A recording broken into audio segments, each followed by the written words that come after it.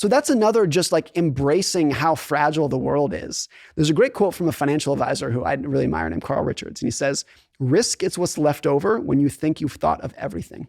You can go out of your way to think about all of the risks that are in your life and like, great. And like how you're going to prevent them. Great. That's a good thing to do. When you're done with that exercise, what's left over that you're not thinking about is what risk actually is. It's like by definition, we can never plan or even imagine what the biggest risks in our life are going to be. You say that in Same as Ever. You say, I think that the chapter title is Risk is the Things You Can't See or something along. Risk is what you don't see. Yep. Risk is what you don't see.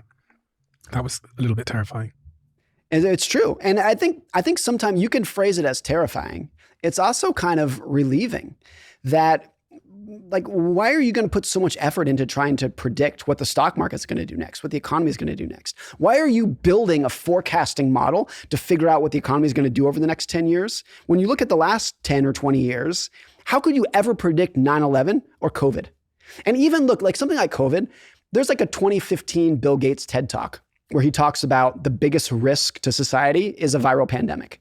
So it's not that nobody saw that thing coming, but the specifics of when it's going to happen, how bad it's going to be, is it just going to shut down the economy for a week or 2 years? That is completely impossible. But there's also lots of other TED Talks that say everything's going to be great. Of course, so of course.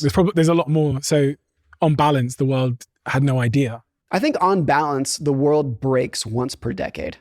Not exactly once per decade, but on average, once per decade, everything that you thought about risk and uncertainty and stability goes to shit. So how do I prepare? If risk is what I don't see, how do I prepare?